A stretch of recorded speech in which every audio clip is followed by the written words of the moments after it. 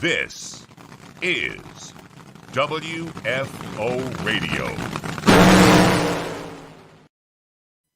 Hello, hello, hello. How's everybody doing out there? WFO. I'm Joe Castello. Welcome to our live stream where we talk NHRA drag racing. Oh, yeah. We got the winners from the Lucas Oil Winternationals in Pomona. Got a couple of them this week. Scheduled to have Ron Capps on this show. Looking forward to that. And then Leah Pruitt Tuesday. What is it, Tuesday? See, I'm not even 100% right. Thursday, 2 p.m. Eastern time. Oh, yeah. It has been that kind of a 3-week swing, but we're having a good time out there. Now, we have yet to connect with Ron, so there is a little bit of drama. I want everybody to feel the drama as I feel the drama. I get into the studio a bit before the show, and I kind of, get everything set up and make sure we're on schedule. But until I see my guest, pop up down there in the ready room, there might not be a guest. You never know. And so I'm ready for that as well. We'll break down the race. We'll talk about the race. We'll take comments from listeners, whatever the deal is. But I would encourage you to share the show, tell your friends, get the word out, copy and paste timelines. That's what I'm talking about, baby. And we'll be ready to rock and roll. Wow, what a swing it was. I want to get into it, but first I'm going to tell you about the people who make it possible, right? These people make it possible. For instance, Total Seal Piston Rings, big sponsor of WFO Radio, and have been for a couple of years now. Matt Hartford, Keith Jones, Lake Speed, the whole team over there doing great things. We just did a new hidden horsepower yesterday with Kenny McNamara from Australia, KRE Racing Engines. They do engines for V8 supercars and 410 Sprints, and he got into his whole background, and he's been over here in the States. Amazing stuff. New episode going to drop real soon. The current one, Cast Choate Diesel. Wow, the guy is like a diesel engineer and just really pushing forward what's possible with diesel. Well, what does it all mean for you? If you're an engine builder and you're not using Total Seal piston rings, if you're having an engine built and you're not using Total Seal piston rings, go to their website, give them a call, pepper them with questions. They are happy to hear from you. Also, my great friend, Marvin Rodak. Where's my coffee? Oh, yeah, I needed a whole bunch of this. The back and forth across the country has burned me up yesterday. I guess it just caught up with me. And there's one way to fight it. Rodax. That's right. Highly caffeinated, Bang the Blower, all these different great drag racing themed blends that I know you're going to love. I love, certainly. You will check them out. You will enjoy them. Give them a call, 817-924-6821. You will enjoy them, or else. Now, listen, Marvin's Coffee, I've never had someone tell me. Here's what I've had some people tell me. I'll give you the real, because that's what it is. It's all about real. I love the coffee, but I didn't know it was a little more expensive than the one I get in the grocery store. Well, yeah, the one you get in the grocery store, it's in a vacuum packed thing. It's on a truck for 6 months. It's, they're giving them away 2 for 1. That's not this. This is better. It's a better thing. So it depends what you're up to. Plus the hot sauces and the spice rubs and all kinds of great tools and tips for barbecuing. Go to the website, rodaxcoffeeandgrills.com. Samtech.edu, the School of Automotive Machinists and Technology. Start your education at full speed. That's what we always say. They got blockhead, CNC programs, motorsport, EFI tuning. They're approved to train veterans under the GI Bill. Where's the next generation coming from? They're coming from Samtech. Check them out. And just all the people in the sport of drag racing that have got a Samtech background, I think you'd be surprised at how many people it is. Yesterday's show turned into a Frank Hawley love fest later on when the listeners started piling on. How many of them had gone through the Dragster Adventure or the classroom courses? And it just makes me laugh at, the Dragster Adventure is $399. If you want to do the challenge, it's a little bit of an upcharge, but then they put you in a race and now you're racing. But where else on earth are you going to get that experience to hang with Frank, one of the greatest drivers of all time, who's an educator, who creates champions? And I said it yesterday, and I was real proud of myself. If you can't figure out how to extract $399 worth of information out of Frank Hawley during your experience, that's on you, because I know I could do it. And then also you get to drive dragsters. So that is great. Our friends at Nitro Fish got the WFO Radio 10th anniversary t-shirt. And heck, you can go to the WFO store and get to everything, right? Just go to our website and then hit WFO Radio store and you can get face coverings for just $10. Oh, I see the Battle of the Face Coverings are back. Part 2. Face Coverings 2. Coming back. Some people, are telling, oh, they don't matter. They don't need it. Yeah. It's, I guess, it's your choice. But if you're going to get one, get a WFO Radio face covering. And I'll throw in some stickers. And speaking of stickers, if you want some for free, I will do that as well. Send a self-addressed stamped envelope to P.O. Box 848-353, Pembroke Pines, Florida, 33084. All right, so we're still waiting on Ron. And I took a big leap of faith here, like a leap, because he's got a bunch of interviews, obviously, everybody. And maybe one of them ran a little bit long or something. But you know what I got? It's like I got this. I got the WFO universe out there, like Blake in Wyoming checking in. And Tony, who went to the school, said, let's go. I like it. And Gary Spears and Damon saying hi to Gio, who's not even here. I get your joke. You're funny. Everybody's saying, what's up, Gio? I saw Scott Thomas out there say, hey to Gio. Gio on the Ignition Show, which if you're not listening to the Ignition Show, Holly doesn't realize that Cap's not here yet. That's all right. Jeff from Millstadt, Illinois, checking in. Maddie is out there. What's up, Maddie? Got your sticker up there, Maddie. I know you know that. Monica, happy Wednesday. Hump day. Hump day. Yeah, I'm looking forward to it. Not the stuff Bonnie buys. Thank you, Damon. Exactly. At the grocery store. And if you don't get the reference, that's on you. A lot of personal responsibility these days. I got a nice email from a gentleman based on my rant yesterday. I felt so good. Every time I allow the personal annoyances to boil over on the program, I walk away going, what are you doing, Joe? What are you doing? And they got the devil and the angel on the shoulder talking to me about it, right? But a nice guy emailed. He said, don't let the trolls get you down. Thank you, sir. Thank you. Oh, how an hour would make a difference. Can't watch live. Would have to come back and watch. Oh, well, that's on you, Derek. The good news is that our shows are posted on Apple Podcasts, and all the video is up in our app and WFOradio.com not long after the show. Plus, you can find it on YouTube, WFO Radio TV, etc. I think Frank would make a great 16th birthday gift. Yeah, I think so, Monica. Whenever's that coming. Been to Frank's school, worth every penny. See, everybody loves it. Howdy, Joe. I'm in the house. Says Jay's in the house. Dragster Jeff, good morning, WFO Universe. Ron is the people's champ. Yeah, Caps. Hard not to like Caps. Hard to not like Caps. Afternoon, sir. Look, Amaryllis is out there. I met her at the Gator Nationals. Everybody's ready for Ron. Ron. Who knows where Ron is? It's all right. I took a leap of faith. The Caps will be here eventually. And the great news is, even if he's not, oh well. Leah, scheduled to be here tomorrow. Chris is from Oakdale, California. Got around you in the fantasy, says Scott Malpa. Dio's not watching. Gio doesn't watch this. He's working. Where's Ron? Where's Ron? We don't know where Ron is. But I will begin to share some cool things. Like we will talk about a little bit about, hey, it's Mike Rodriguez. What's up, Mike? For instance, NHRA.com has got a great story up with Justin Ashley, the first interview that Justin has done since the incident. And I think it's a great interview. You should definitely check it out. What I'm going to do is I'm going to throw it up in the comment section right now so you guys can see it. And the folks at NHRA.com have done a great job with it. And I like to start throwing things in the comment section a little bit more. You know, Justin and the heat, like I am very well aware of heat related issues being from Florida. And it's something that we see all the time. And I'll be the first one on the mic to start badgering people to drink water and stay ahead of, you know, hydration and nutrition, because you just, by the time you feel it, it's too late. That's the problem with hydration issues. By the time you're like, oh yeah, it's too late. Brian says he's still recovering. They partied hard. And everyone is just waiting for Ron. Ask about John going deep. Well, of course, we're going to talk about that. And get your questions ready.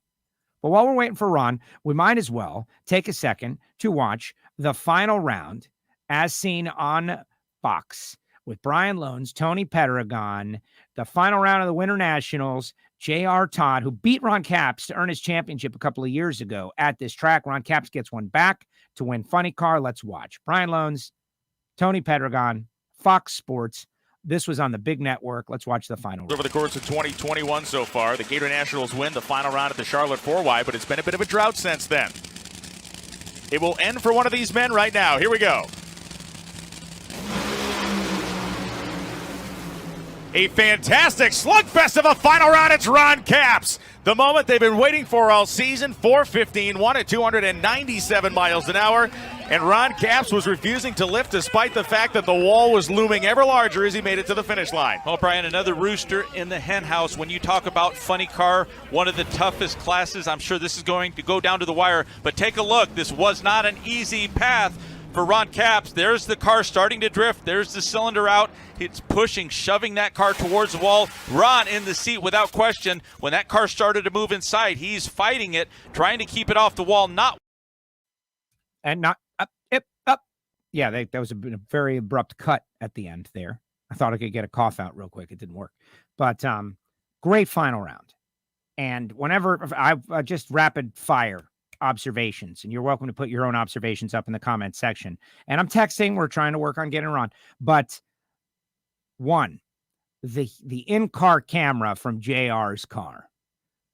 You know, can we get that on all the cars? I'm sorry to spend money that I don't have, right? But wow, that is just so great. The visor cam, JR, you get to see it. And there's nothing better than like watching the race. And then when, you know, either he pulls ahead or someone else pulls ahead and you get to see it. I would love to see as much of that shot as is possible. I know there are some technical issues with it, like the car is accelerating so hard. I don't know if they can stay with it for the full duration of a run. Sometimes they do, sometimes they don't. I don't really understand the methodology as to why, but I love seeing as much of that shot as is possible. There are certain drag racing shots that are still very fresh and new, and I love them. And, you know, visor cam, in-car cam, that kind of stuff for the duration of the race. Sometimes I feel like we're cutting around a little too much. Maybe it's my brain that just can't keep up with every cut and still follow the cars going through the race. But, man, that's a good thing. But it's Ron Capps getting the win, and he got out towards the right side wall there, dropping cylinders. And I can tell you we're going to talk to him about, or we may talk to him about, because it may not happen, but we're going to talk to him about dropping cylinders. Because he mentioned some things in the media center about dropping cylinders with Roland Leong to win here several years ago, and as a strategy. And that is what Ron Capps' social security number is, guys. That is the deal. No, I see him on there, and so I just wanted to give him a heart attack about what we may or may not be talking about while we wait for Ron Capps. You got plenty of time, Ron. Don't worry about it. I'm in the middle of talking about in-car cameras and how important they are to the sport of NHRA drag racing and how big a deal it is to get the in-car camera shot. Like, that's an area that we can't go, where no man dare tread. And so while Capps is still getting ready, he's getting ready. He's going to give me a big thumbs up whenever he's ready. He's not ready yet, though. That's fine. I'm going to take some more comments. People are fired up. Don't worry. Listen, here's the deal. I got a new strategy. Because as you see, this one's been a little off, but kind of fun. Like, everybody likes it. Share the show now so that you can see Ron Capps. Let's build this audience, okay? Get it out there. Retweet those of you on Twitter and share it and copy and paste those of you on YouTube, because we got Capps is coming on. Capps. He's my wife's fave. Always has got to go for the other guy, even though he's such a badass, just to root against your wife. Poor your wife, Fleetree.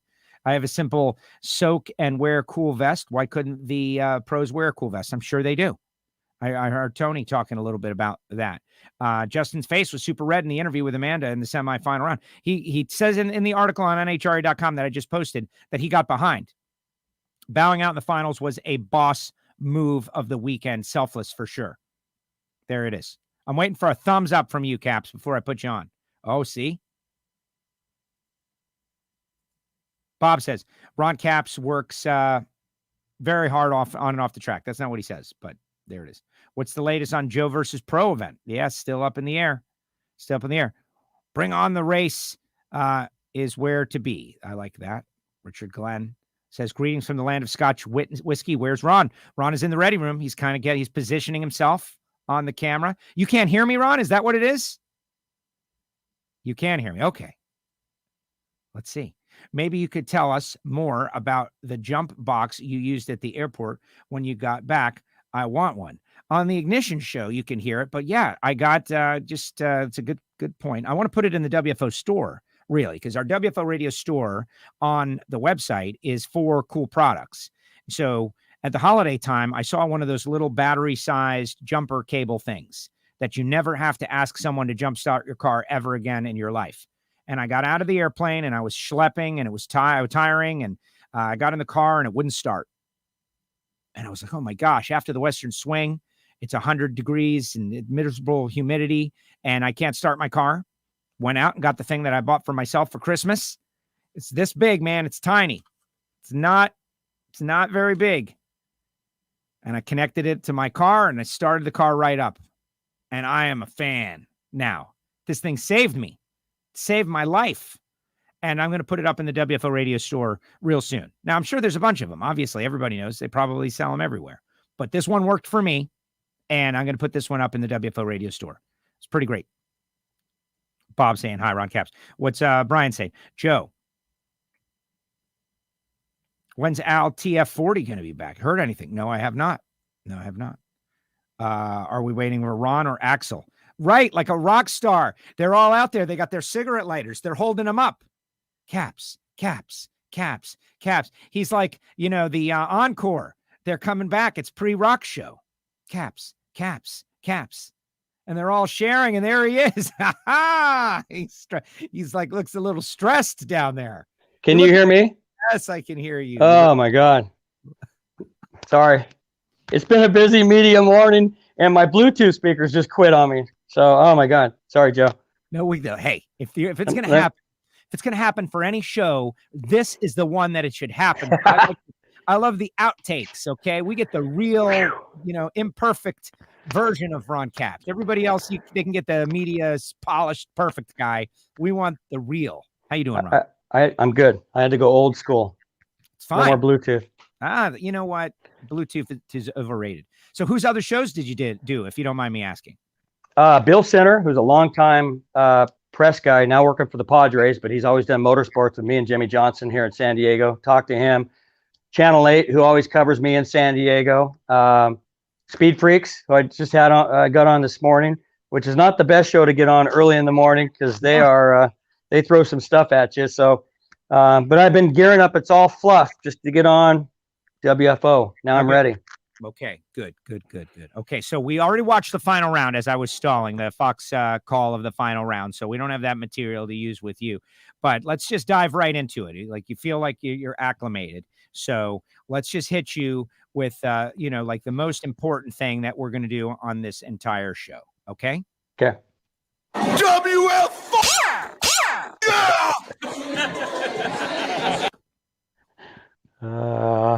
That's so awesome. That was a good night. Yes, it was. And for those who haven't been listening or watching to the show for a long time, back when Ron won his championship, that clip of audio was birthed by his cousin Donnie, and now it pops up every now and again and always gets that exact reaction. We were in the back room of the after party in Hollywood. I remember it well. And long time coming to win a championship and to have all my friends, and then you walked up. That was a lot of fun that night. And I don't know how I'm recording at that time or what it worked out, but we got that, and obviously we bleeped it. And Dr. Donnie, and he was there. He was there. Everybody was there. It's California, right? To win in California, winning the Winternationals. You said in the media center that you're going to push your trophies aside, and this one's going right in the middle. Why? Well, I got to get one first. That one went to Guido, Dean Antonelli. I am buying 2 replicas, and yes, it's going right next to my March Meet trophy. Actually, it was when I drove that thing. Yes. But and then I'm also giving one to my daughter Taylor, who just moved out of the house into her first place, and she'd actually asked before this West Coast swing if I could maybe get her a trophy for her place the next time we win. And I thought, oh no, more pressure. So yeah, it came together really at the right time. Wow, that is awesome. We saw Taylor out there, and she came over to the wine night reunion with Tobler, who was out there, and that had to be a little weird. Tobler's coming out, and you got all that history, but you got this new team, and you want to stay focused on the new team, and you guys are number 1 qualifiers 4 times this year, but you had yet to punch it in. Now that you have scored a victory, what was the thought process about, hey, we're fast, but we haven't won yet? And, you got to first one with these guys. You wanted to break the ice with this group, deliver a win. Now you have. Was that on your mind? Constantly. And, you're up in the press room when I'm up there for the number 1 qualifiers. And Pomona was the same thing. It's like, oh, I don't want to jinx anything. Great car to get the number 1 spot again. Another, number 1 qualifier hat is awesome. But it doesn't mean a whole lot till you get the trophy on Sunday. And we hadn't done that quite yet. And for a multitude of little small reasons, mainly just not winning these close races, which I kept telling the team, keep doing what you guys are doing. We're going to find it, and it's going to be perfect time for the rest of the season. So with that being said, I wasn't sure it was going to happen because Sunday was going to be such a different day. As we talked in the press room, we knew the temperatures, we knew the track, we knew a lot of things were going to be very difficult, very hard on crew chiefs, drivers, everybody, and we saw that. And so winning those kinds of races, you know, it just feels like it's a little extra special when people are having a hard time even getting down the track, and we're going 415, 415, 415, and I'm trying to keep it off the wall, and just those kinds of wins are awesome. You got to race the racetrack, and you said a bunch of things that I will bring up in the media center. But let's talk about the round by round first and get the facts on the ground. In that, you know, this was brutal heat. We had only done this in 2001, a specialty race, 2001 blistering heat. People, I don't know if they realize, not only is Pomona a very challenging track because it's short, you guys don't have a lot of shutdown out there, but it's very bumpy. And then you mix heat in, like extreme heat. I heard 146 degree track temperature at one point. I don't know if you have that off the top of your head, but that's nearly unprecedented. That's as high as we've seen it. Yeah, I heard a little bit higher actually a couple of times, but that was late in the day, and of course the final round was probably hottest part of the day, believe it or not. So just difficult. You know, we joked about how drivers are talking about how stressed you are and you don't sleep well. How about these crew chiefs and team members? And I'm the lucky one, gets out and does the interview and all the fun stuff. But those crew members that worked, you know, really getting through a live TV and having to rush back up and having to service these cars, they're the heroes, man. And I used to work on them, so I understand how much how much hard work goes on in the pit area, and they don't get a lot of accolades. So with that being said, they just kept giving Guido and John Medlin a great car. I mean, no mistakes made, same car every time. And you've heard these crew chiefs talk about it. They could not do it if they didn't have a great car to depend on and go up and make those changes every run. And so we felt like it was funny because Guido said, and you're going to talk about each run, but throughout the day, he's like, I think I can go a little quicker. I think I can fix what it's doing down there because it was putting cylinders out, but that was probably helping a lot of the teams. And I said, don't touch it, you know, leave it alone. We'll just keep doing what we're doing. And while it seemed like he could make it better, it was hard to, you know, to stay status quo, I think, for a lot of times. All right. Cookie Man says he's out there from steamy South Florida saying hi. And Mark says the man himself, Ron Capps, and everybody's very fired up about your win. That's great. You got a great fan base. Let's talk about how it happened. Bobby Bodie, first round. First of all, you know, we had some short fields, and I said yesterday, and we had a thin crowd also. It was so hot. It was a race that wasn't normally scheduled at that time.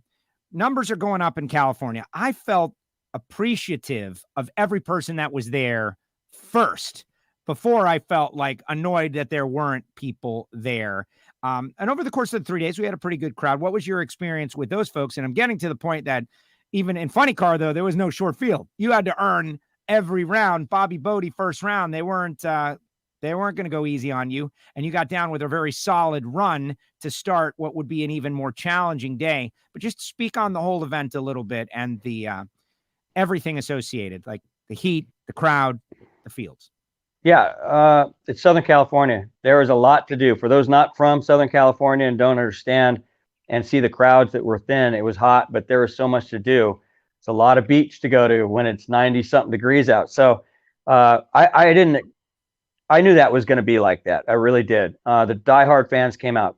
The cool thing was Friday and Saturday nights, under the lights, cackle fest, fireworks, all that was unprecedented for Pomona. You just don't see that, right? So without that being said, we just wanted to get, and I was with you. I told my wife, I think Thursday, I said, oh, with all this going on in LA County, I just want to get this race out of the way. I'm so afraid I'm going to wake up Friday morning and the governor is going to come out and say, oh, well, we can't even have the race with everything that's going on. So I'm just glad that we got it out of the way like everybody else and on to the next one. So, yeah, the crowds were what they, you know, I'm not sure I would do that as a fan. And you got to be pretty hardcore to go out in that heat. So the fans that did come out, thank you for supporting our drag race. And hopefully we put on a good show. I think everybody that did see it and the TV package, everybody says is just awesome. It's getting better and better. So with that being said, things are good. Exactly. Daniel Wilkerson out there says he talked to Tim, and Tim says, I hope I never have to do that again. Got the feeling he's done thinking about it. So it was, if you watch on TV, it was really hard to convey, just like drag racing, right? You just can't convey like what's really going on. It was tough. It was a tough day. It was very hot. It was very challenging. You get through Bodie, and now here comes like running the gauntlet, right? You get a chance to take out the points leader, Bob Tasca, who's been running so well. Bob gets through Paul Lee in the first round, and it's you and Tasca, and that's where the first of the 15s comes out. 4:15.1. You left first by a couple of thou, but just getting down the racetrack in those conditions were the challenge. Yeah, a lot of these races I won over my career. Most of the time, you look at the ladder on Saturday night when qualifying's over, and you're like, "Oh my gosh! Like, look at this side of the ladder." That's me. That's me. So it's been crazy to find. Sometimes you look and you're like, "Well, this car's a part-time car. Maybe it's a little easier." Murderer's Row is always when we seem to do well. So when I saw the options of what was going on, Bodie we know that car will go down the track. So he said he didn't sleep all night because he had to race Ron Capps. And I said, kid, I didn't sleep all night because I got to race Bodie's car. And he's been doing a hell of a job. So, once we saw Bob Tasca next, we knew that's the points leader. We know how good that Zippy can run in the heat. I didn't even talk to Guido much before that run. I knew that we had a shallow stage. We had to try to keep lane choice because it didn't seem to matter as much, but it certainly helped the crew chief's mind to know we could stay in the right lane if we wanted to. We knew where every little bump was, where every little crack was. It's so fun to work with Guido because he understands that right lane they're both treacherous and very difficult, especially in the heat. But the right lane, the groove goes to the inside. It drives you to the inside. If you stand back and starting line and look at it, if you get to the outside and you don't let the car, you don't want it to go to the center line. We've seen a lot of cars do. If you get anything outside of really the center, the little bumps there will drive you to the outside. And we've seen cars do that in the past where it'll take you over and bump you to the wall. So it's a fine line. So he didn't want to say keep it over the middle because he knows cars get over there and you get in trouble. So with that being said, it was just we were kind of doing our own thing. But I knew we needed to keep lane choice. So that run against Tasca, never know what Zippy's going to do. And so the wind light coming on there, put a cylinder out early like it had been, drove me to the right, which might have helped me. And it was just a matter of keeping input in the wheel. And yeah, that's at 300 miles an hour, but you just got to focus on trying to keep as much input as you can, wheel turned, and get on the chutes on time and hope that the wind light's on the guardrail. And it was. And it was setting up just an incredible matchup against John Force that you in the media center and a couple of times, like the inside voice savoring the fight while the fight is happening. John and Hagan got into it. And here we go again with the whole deep staging thing, right? Like we can't get away from this story.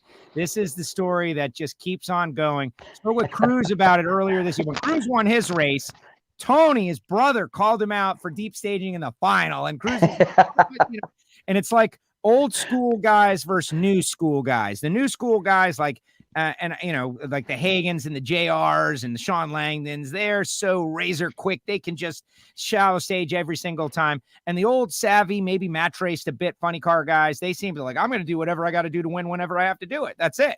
That's my move. And it's interesting to watch them. You're kind of in the middle. You're kind of in the middle in that you'll do whatever you got to do when you want to do it, but you can go shallow. But Hagan and Force got into it. Hagan came over to Force, said, I thought you were better than that. Force double bulbed him. Then they had an altercation. It was on TV. So Force gets to the semis knowing now you got to race him. So tell me about planning for that and then walk us through what happened on the starting line, what you were thinking. Well, Force, you can't have a plan. As like JR, he said it time and time again. He went through that with Force. And we've all done it. Most of those guys that roll in deep all the time, they own their own car. So you don't really have to answer to anybody. You can do what you want, right? But you've got to be disciplined and know when it's important not to do that. And it means a lot to have lane choice. And sometimes it doesn't, and it may not be as important. But anyway, I didn't see what happened with Hagan. They were first pair out, and I was getting strapped into my car when all that went down. And one of my guys at the top end that gives us the hats and stuff had said all that after I think we beat Tasca, and I didn't have time to talk to him about the details. and I got to talk to Hagen. You know, he texted me after the race, but I'm a little confused because when you double bulb, it puts you at a completely huge disadvantage because now you're sitting. And I actually had this talk with Guido because I almost did it qualifying Friday, and I got left on a hole shot on Cruise in a final round years ago. Pomona is downhill. It's a downhill track, probably as much rake downhill as NHRA allows. And the starting line is also downhill. So you find yourself, a lot of drivers rolling in too fast, and sometimes you'll accidentally roll in too far that first time you roll into the pre-stage. So it's happened to everybody, right? And you got to make a mental note or you'll forget, and stuff like that happens. John's jacked up, right? But you got to remember, him rolling a double bulb, and now you're sitting and you're at the mercy of Hagen, who can take his time and pull the pump when he needs to, let the clutch pedal out when he needs to, and kind of get in there and be set and ready. And so I don't know. I don't understand why there was a beef and why that upset Hagen. He still left on him. So I'm sure there was a reason or he wouldn't have been upset. So I just don't understand because you're a sitting duck if you go in there and double bulb. So maybe more was going on. Yes. But with that being said, I just went up there and my crew guys at our victory dinner were laughing because I was on the radio on the shutdown already, laughing, going, that old man turned the top light off on me.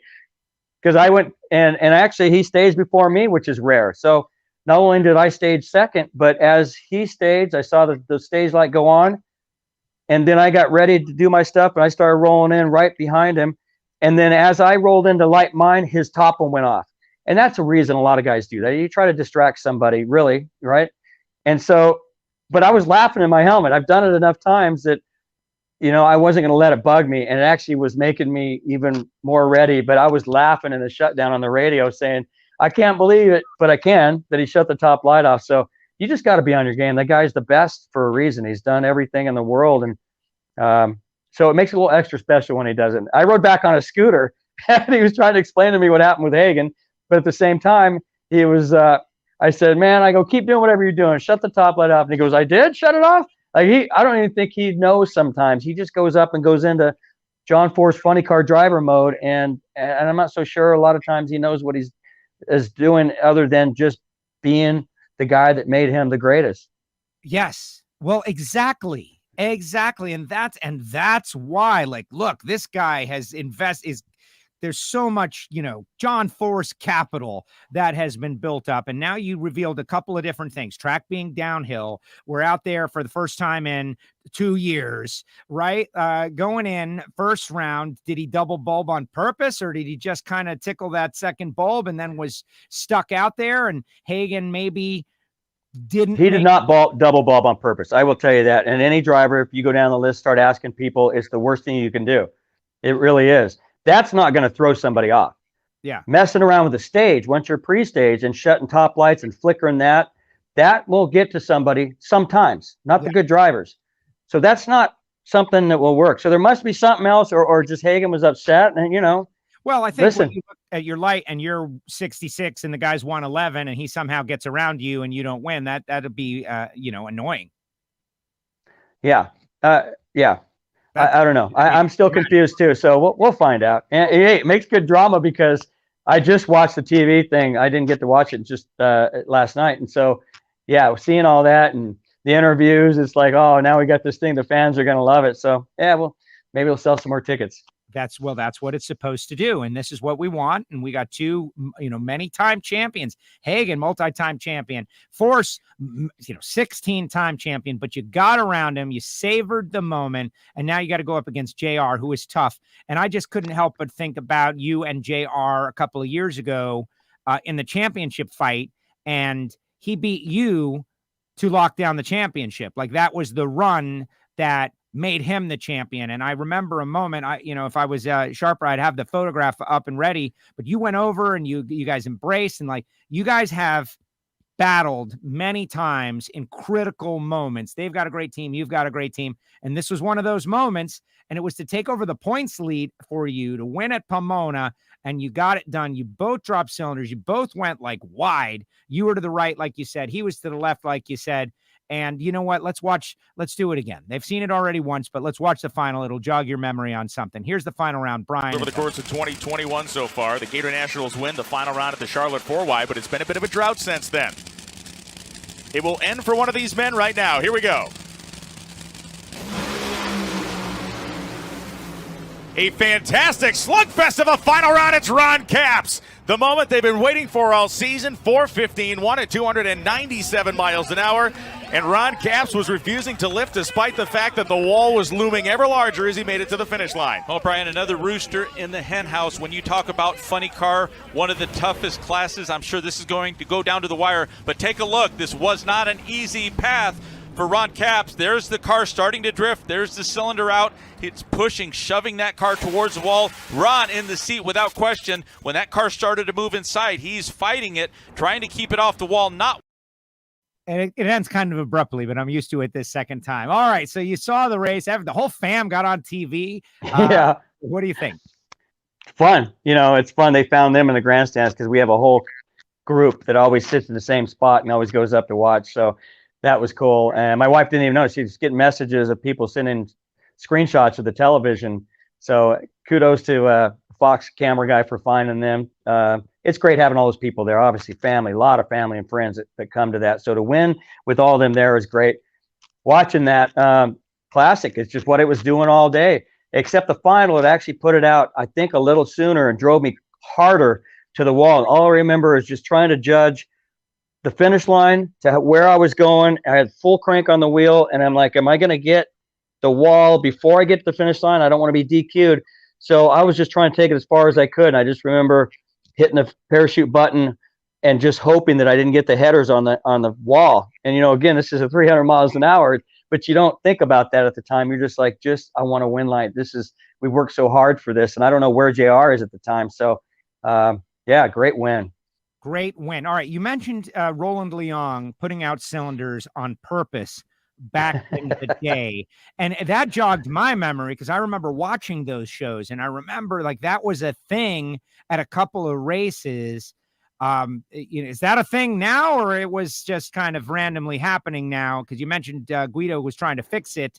But to think about Roland doing that on purpose to pull some horsepower out to navigate a tough racetrack back in the day, that just blew my mind.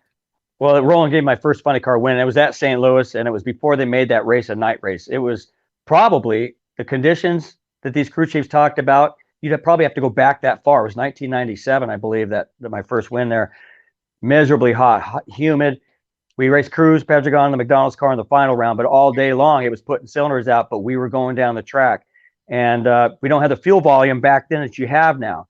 So to make it to the finish line with what we were doing, Guido's tune-up it's got to be a good tune-up because a lot of tune-ups wouldn't make it to the finish line under the duress of having one or two cylinders out like we had last weekend. So that being said, that's one of the major reasons.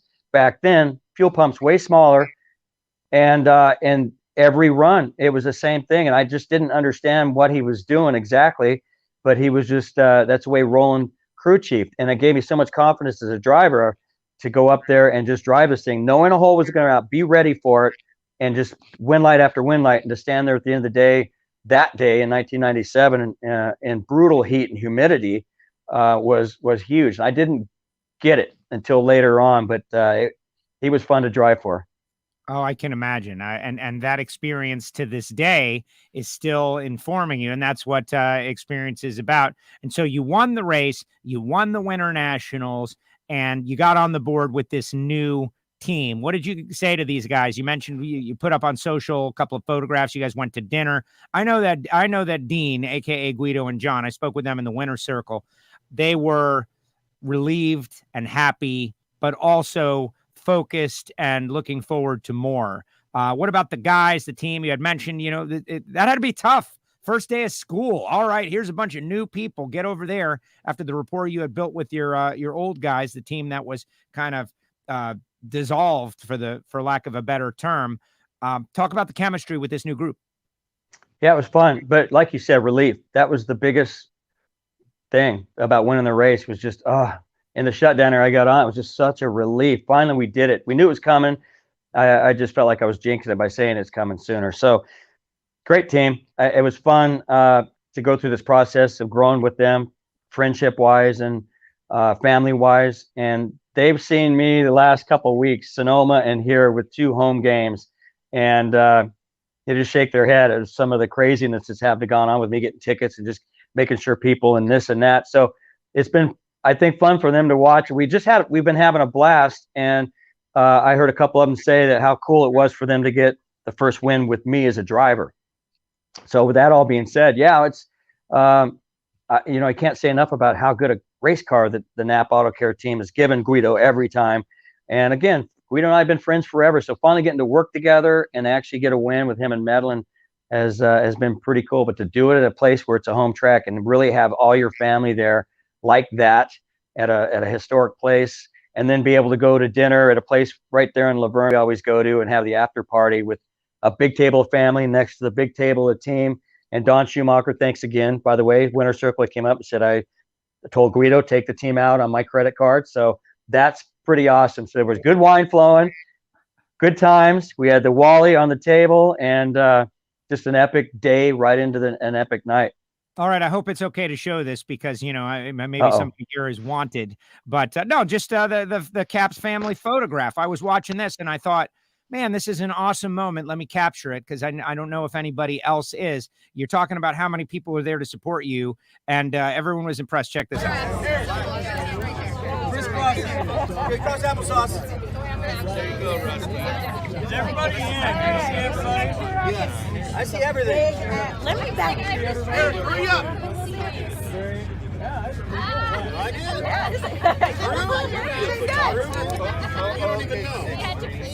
Adam's all of a sudden. Yeah. All right, I need everybody to look up here. Big smiles. T-Town. And on three, I need a big cheer. 1, 2, 3. That was beautiful. Yeah. All right. That was fantastic.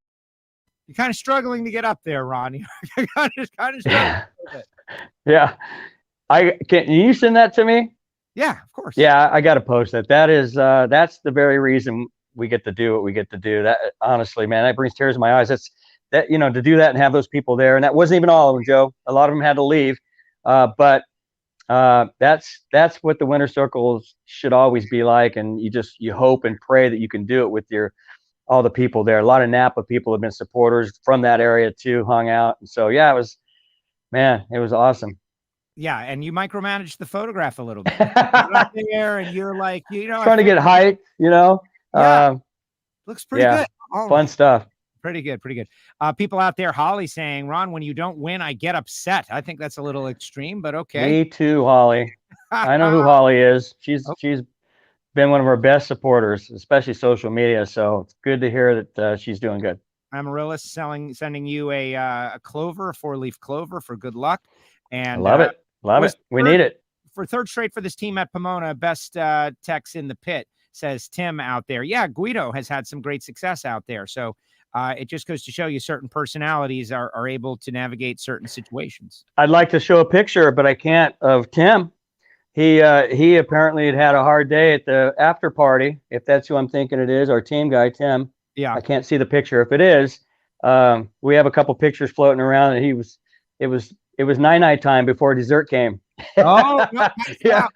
He was tired. So maybe someday we'll dig it up. If he's watching, the rest of the guys will be laughing. But we held our composure and didn't post it. Oh, good. Yeah, there's the photos that get posted and the ones that are personal. Dale says after all these years that you still get emotional. That's why you're awesome. That you appreciate every one of these. What is this? 67 career wins now? That's crazy. Insane. Yeah, it is crazy. Crazy to hear numbers like that. But yeah, God, good time to get a win. Now we're heading to Norwalk. Everybody else gets a weekend off. I don't see my poor guys. We love going to this race, but we're heading to Norwalk to run 900 fire with Force and Height and Cruz, and that's always a blast. But boy, they're going to need some time off to rest. Guido was trying to get me there, by the way. He's like, "What are you doing this?" I heard, yeah. I'm like, "What are you?" I'm going to Las Vegas for like the first vacation that I've had in like a couple of years, like away from South Florida because I live on vacation, of course, being down here. But so I can't make it. But he was pitching it, and it was a good pitch too. It'd be cool to have you there working with the Baders. Yeah, man, that's a great event to hit once if you've never seen it. everybody, it'll be packed, and we're going to have a blast. And you know, if you got to do something off weekend, that's something pretty cool to go drive in. So all the WFO universe out there, if you are in the Norwalk area, you are hereby commanded to go out there because of drag racing, right? Support drag racing. The Baiters, they lost a whole year. They're putting on this great event. They're going to probably do it bigger and better than ever before. And Caps is going to be there. You're also the points leader, Ron. That's kind of an interesting thing because the points are so close. You were able to jump like 5 positions or something with this race win, and you could end up 5th after the next race the way things are going. Like, there's no guarantees. This is going to be a great slugfest, and that's why it's going to be fun. Yeah, and we're coming up some really fun tracks. You know, Kansas it's a great racetrack surface. It's going to be hot. Brainerd is Brainerd, and I've done well there over the years. It's hot, it's humid at times, but looking forward to that. Just getting back out to the zoo after not being out there, you know, for a year. And then Indy, and then boom, we're back in the playoffs. So yeah, we're hitting our stride, but yeah, you're right. And I said it in the press room, you got to keep after it, because one bad race anybody in the top 10 has, you can drop multiple positions. So I'm pretty pumped about what's coming up, and we're going to test a little bit, I think, at Night Under Fire. My dad's taking a train down right now to my house down the coast, and I'm taking him and my son as a Father's Day present. He's never been back there, and it's a great race to take him and my son too. So we're going to kind of get to chill and hang out together, and then take a couple breaths and show up to Kansas.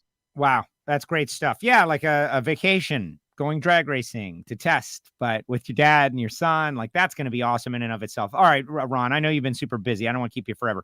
Final thoughts. Let's throw something out to the WFO universe out there as we're, you know, halfway through the season, but coming up on the countdown, 7-race countdown. It's going to be very interesting. I feel like we learned a lot on the Western Swing, like watching your teammate Leah, who is going to be our guest tomorrow at 2 p.m. Eastern time, go through the journey that she went through from rock bottom in Denver to a final round and then a win. That's pretty exciting coming out of the inside of DSR. I know you guys were celebrating together out there a little bit. I think I've got a photograph of that, the two of you. But just where's your head at now that you're in a new place, new win with new team, points leader with the second half? It's going to be great until Friday at Kansas, and then you can throw it out the window because nobody's going to remember once Kansas starts. Topeka race starts Friday. We're just going to try to keep at it, and like you said, we can't let up. And it was nice to get the win, but you can't live off that. So you know, the good thing is we're not doing anything crazy. We got great parts. We got a lot of arsenal going into the countdown, these next few races, that we don't have to make huge changes, and that's great for Guido and the guys.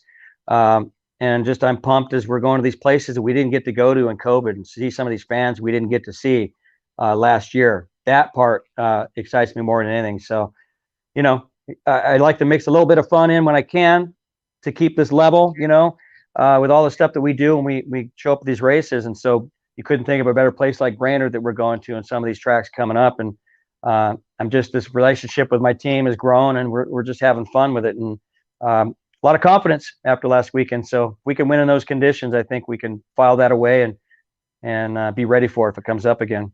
You've got the celebrity thing going. You had Rick Allen in Sonoma. That would have been super cool to deliver a victory out there with, you know, the drummer from Def Leppard in the house. He loved the sport.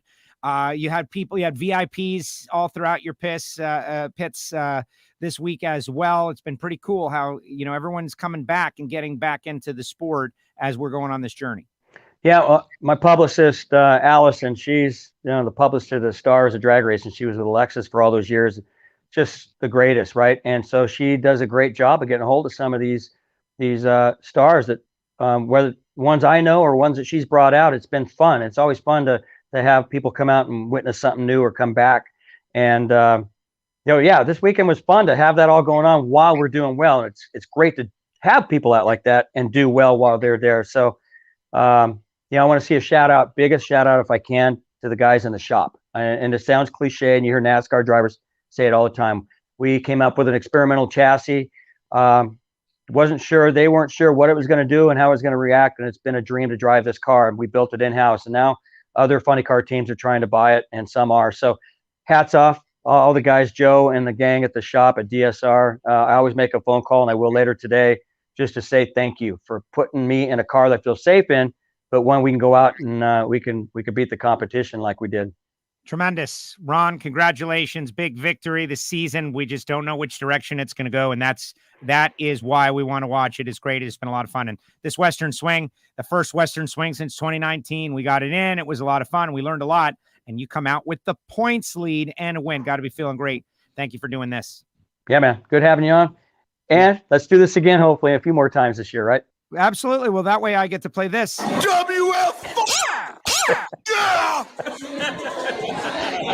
It's so much funnier when we were there, right? It gets you every time. It just sucks you right back to that moment. A couple Jaeger bombers. That's what happens when you get Dr. Don and a couple Jaeger bombers. The drink hard racing comes out in him. Dr. Donnie. Hey, so, and I've bleeped it, folks. You don't know what he's saying under there. He could be saying anything. You don't know. It's a great friggin'. It could be anything. Friggin'. I never know. Be freaking. It could be anything. Freaking. You just don't know. But it was funny as heck because the emotion, like the years of intensity coming out in that moment, it was great. He almost ripped my arm off after we won when he came to the winner's circle to see me. He was like, dude, and I mean, it was huge. So I'm like, easy, don't hurt me. I got a race in a couple weeks. A big guy. He's a big guy, and he was super stoked at just being out there and seeing Rupert out there. Like, there's good things happening in our sport. There's so many good things happening in our sport, and it's good stuff. All right, Ron, great job. Appreciate you. We'll see you in Kansas, but good luck in the night under fire. Have fun out there. Say what's up to the Baiters and Guido and the team, and we'll get after it in Kansas in a few weeks. You got it. Thanks, Joe. Take care. There he goes. Ron Capps, Funny Car winner out there at the Winternationals in the summertime. Lucas Oil Winternationals in the summertime. And he's busy here this morning. And, their interview ran over on our interview, and our interview probably just ran over on someone else's interview. So I want to apologize to whoever that might be, whoever it might be. I love the fact that our drivers are getting out there, though. And we are doing as good a job as we can do introducing the sport to new people, whether it be Constance Nunez, who is out there, and she's got a new Netflix show that's going on out there. The drill instructor from Celebrity Fit Club, Harvey, who is out there. Stu, the aerial reporter from Fox in Los Angeles, who's been posting about us. That's how you do it these days. And just try to show the sport to people who have never seen the sport. And even now, 70 years into the National Hot Rod Association, 70 years, not everybody has witnessed it. Like if you're bear witness, right? You got to bear witness to something to really, truly get it. And you cannot understand the sport until you've been there in person. And even if you go like for a single day, you're not getting the full vibe. There's a way to watch a race. There's a way to go and experience a race. And I think it gets better and better when you've been there multiple times and you start to get to know somebody there, and you have someone that is in a team, on a team, a crew guy that he's talked to you a few times and tells you what's going on. Like all of a sudden you're like, man, in drag racing, you can feel like it's your team as opposed to just being a fan of someone else's team. And I think that's truly unique, and we had a great time. All right, put your comments in the comments section, and I will tell you about a couple of things that's going on here on WFO Radio. And I think I might even read an email if I can find it.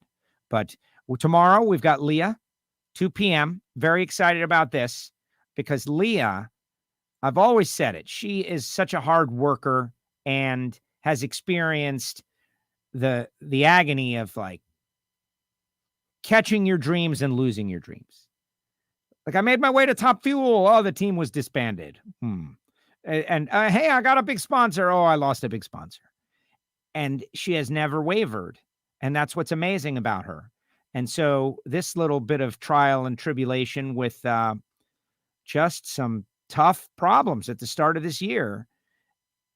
And then the rock bottom moment of oiling the starting line in Denver. And I know nobody wants to talk about it, but I always like to, you can't talk about the good times without suffering and knowing about the pain and the agony of the bad times, because that's what helps you achieve the good times is the lessons learned through the bad times.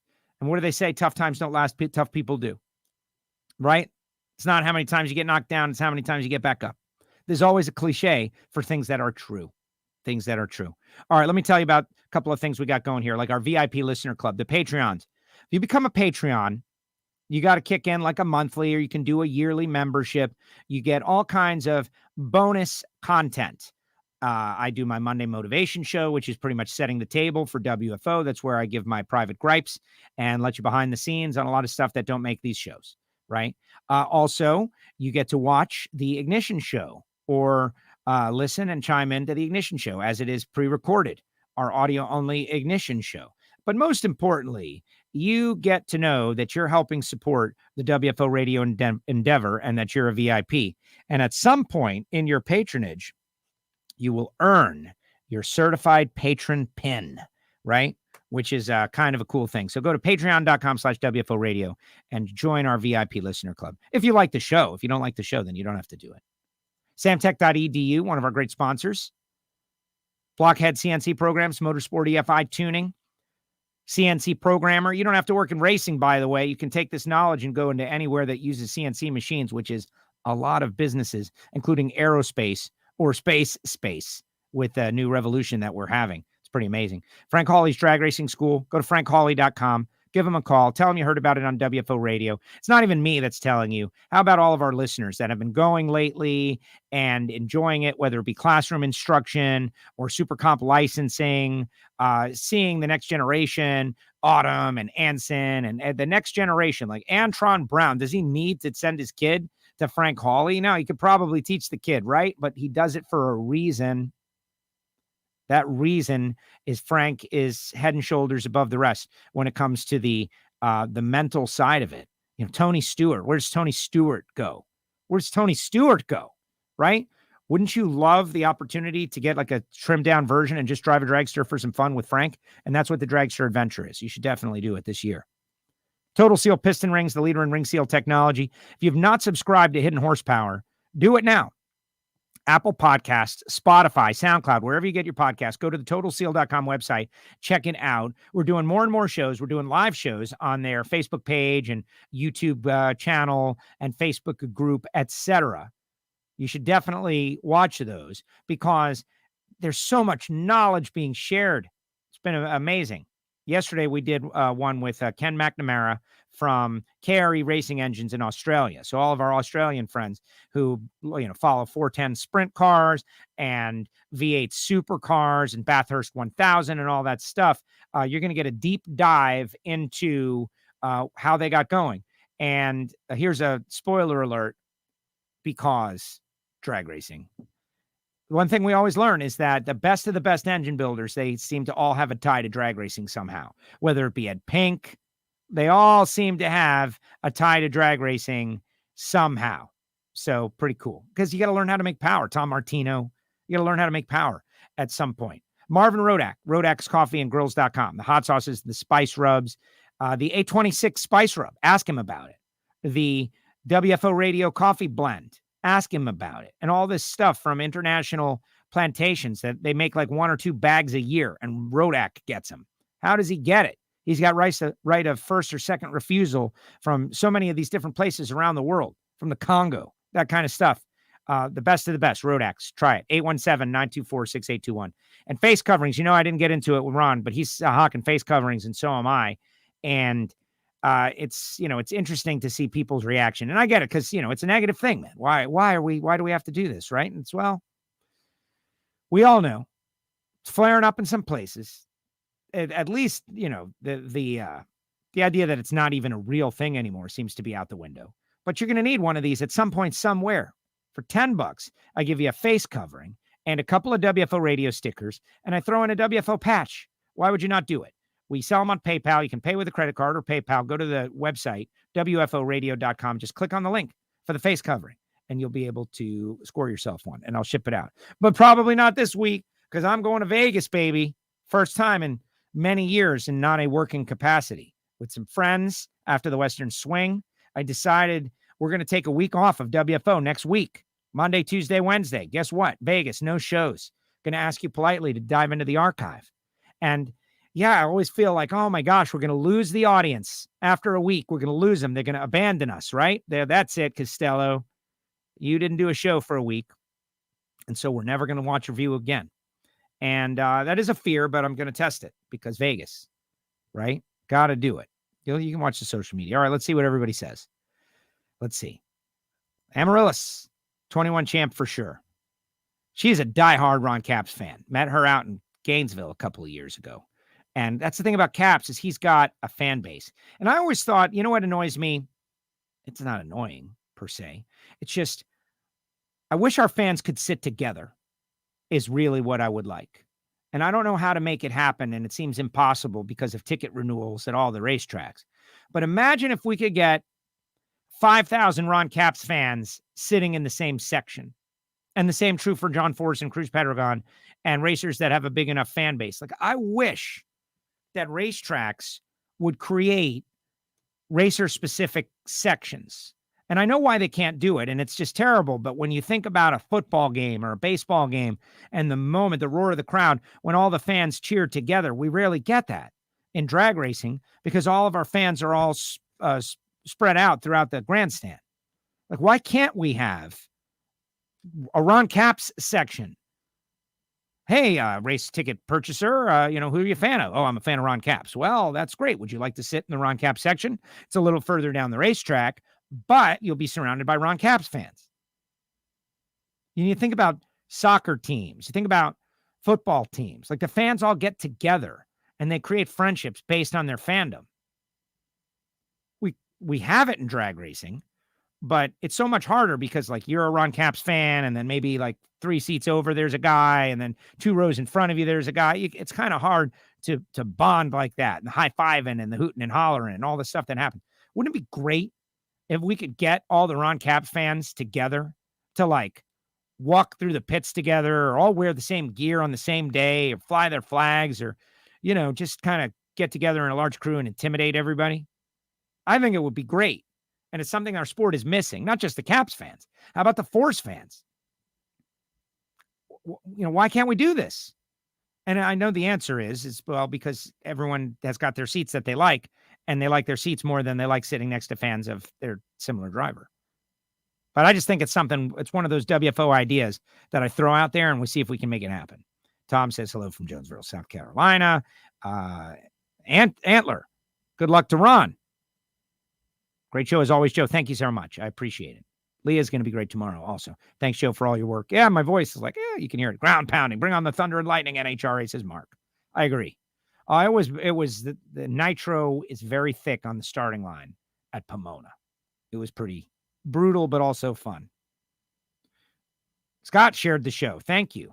Yeah, that's it. Sharing the show, the viral nature of the show. Ron Capps, good interview, fun stuff. Come on. Joe, would you know if Shirley will be at Maple Grove? The answer is no, I would not know that. But I do know that Mike Buckner from Modern Outlaw has been bringing Shirley out as often as is possible. And I can try to find out. Like, that's the thing that I don't need to let you know right now. But I'll ask Mike, hey, Mike, what races are Shirley going to be at? I posted on my Instagram, which if you haven't followed my Instagram, it's pretty good. It's not as good as some of these people out there, but it's pretty good. Shirley doing the Cackle Fest behind the scenes. And it was a moment. It was a historic moment. Like, Shirley, Shirley is a god of drag racing. Make no mistake. And this god comes back down to earth and jumps in the same car that she won a bunch of races in and fires it up for the crowd. And everybody that cared, realized that's a pretty big deal. Imagine Babe Ruth or Mickey Mantle coming back to the dugout and, going out and swinging the bat, taking some batting practice or something. It'd be pretty cool to watch. And I got that up on my gram. Fantastic show today. Always great hearing from Ron. Looking forward to tomorrow's show. Me too, Monica, and I'm happy that we got Ron. It was like trust, leap of faith. Do I start the show? What if Ron doesn't show? That would be terrible. He'll show. And if not, you guys all deal with it. That's what's great about WFO Universe. You guys understand. The world is imperfect. Sometimes things go sideways, and we just deal with it. Troy says, Let's get Stevie Fast in the building. He broke the internet this week with some smack talking. Oh, I'll go check it out. I haven't yet to see it, Troy. Thank you for that. Yeah, and that's it. Here's another one, WFO Universe. I don't see everything. So feel free to send me stuff that I didn't see, either on the social or on email, joe@wforadio.com. You think something is interesting and I need to know it. Like, you're part of how I know what I know. I'm not one of those people that knows everything and reports everything. I'm more of a trading post for information. And you're welcome to be the one to bring it to the table as long as it's accurate. Doug Two-Seater Foley is on the roll lately. It'd be great to hear from him too. I would like to see Doug Foley on the show also. Got to reach out to him, and I want to see him at more races also. We got to big him up. We got to support the people who have got cars right now. We got to get past this little bit of a downtime with a non-full fields. We got to get past that. And you know how. I'm just not going to spend every day, begging people to get vaccinated for 100 reasons. I'm just not, I can't. That's not my MO. I let people make their own decisions. Now, every once in a while, I'll use a little shot or a little guilt or a little logic or some numbers or some math and ask, why have you forsaken us? Why are you doing this to all of us? Right? But I'm not going to just browbeat people. Let them do what they want. I think eventually someone will get to them. They shut Swanson's Facebook page down because Stevie Fast smack talking. Oh, man, can't wait for that. Have a great time, Joe. You deserve it. I thank you. I felt like there's a whole story that you guys don't need to know nor care to know. But this is a one-off opportunity. To be honest, getting back on a plane again to fly across the country again, but this was the only time that could do it. So I'm going with it because you can't put a price on a good time. A friend called me this morning, told me a whole story, and it was a really crazy story. And then he said, YOLO. And I thought, isn't that the truth? Absence makes the heart grow fonder, Joe. Thank you, Lonnie. I have a version of that. They can't miss you if you're never gone. Right? Same thing. If there's a cliche for it, chances are it's true. Scott, that's hilarious. Yeah, well, fine. I can't wait to hear the Stevie Fast thing. Send it to me, guys. Just rent out a WFO suite at one of the tracks. You can afford it. Yes, that's why we're bringing out a tower suite. Right. We'll get there someday, Pa. We'll get there someday. Right? Like Michael said to Don Vito at the end of The Godfather. We'll get there someday, Pop. We are going to get there, Lonnie, where WFO Radio has got so many viewers and so many sponsors that we're sponsoring funny cars and that we're getting suites at certain tracks. And maybe they're trading them to us because they know we're going to bring so many people in. We're going to get there someday, Pop. Don't worry. I'm not going anywhere as far as I know. Let's see what Jeff says.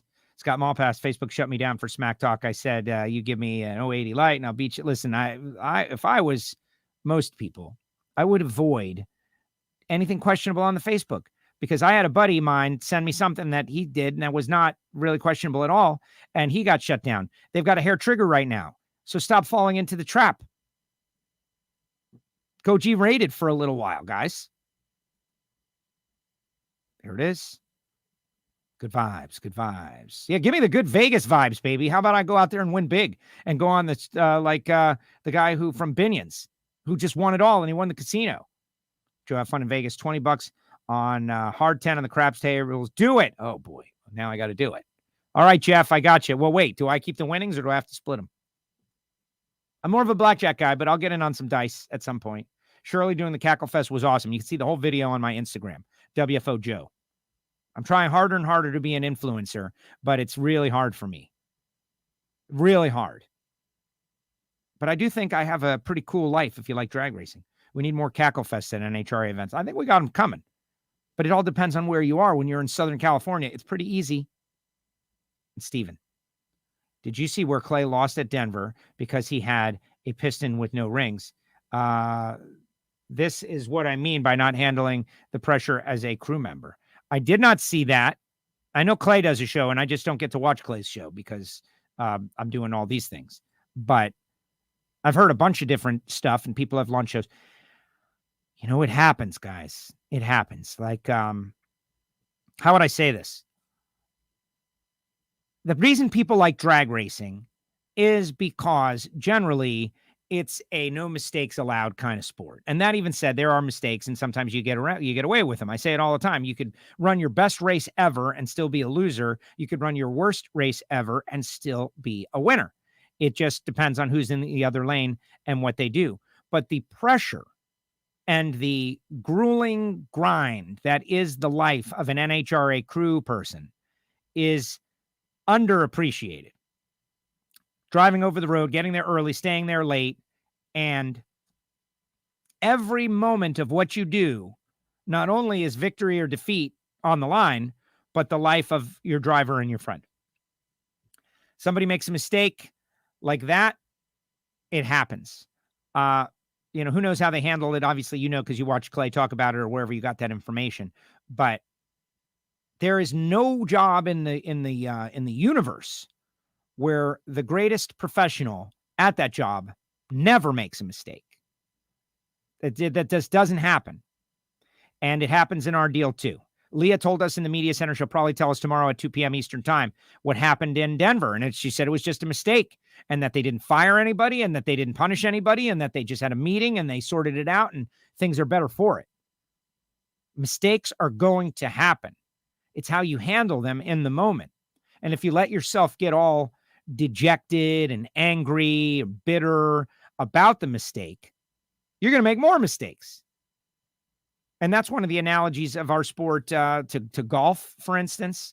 If you're dwelling about the last shot, you're going to make another bad shot. And so a lot of people, Tim Kalungian says this, that it's good to have a short memory or just like focus on what you're doing, the task at hand. Bruce Lee said it.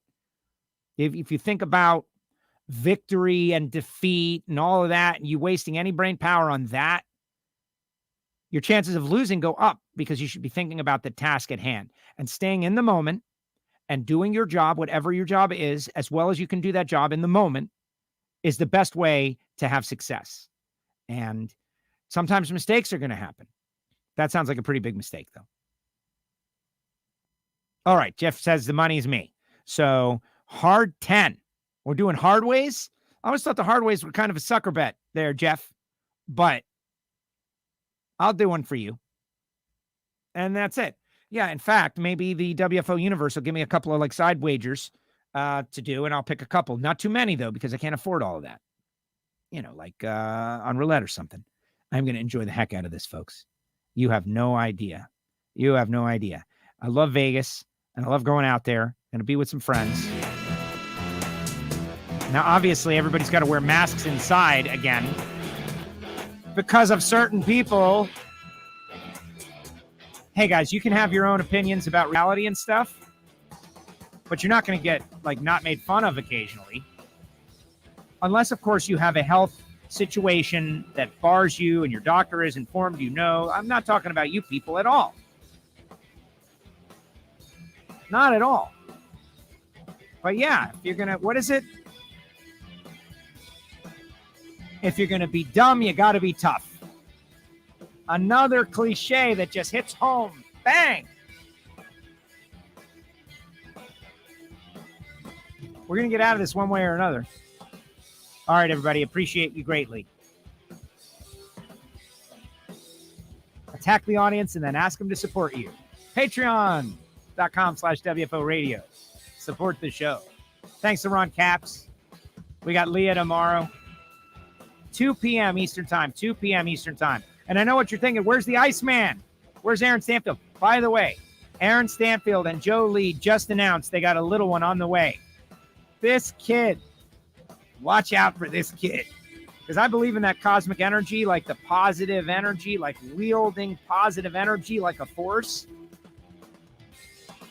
Aaron Stanfield's got a lot of firepower going right now. I don't know when we're going to catch up with Aaron.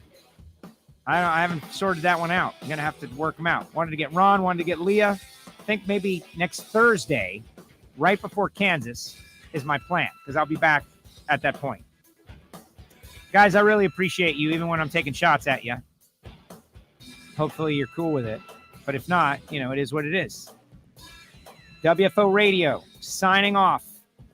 Until next week, remember, the archives are loaded. Excuse me. Well, we got Leah.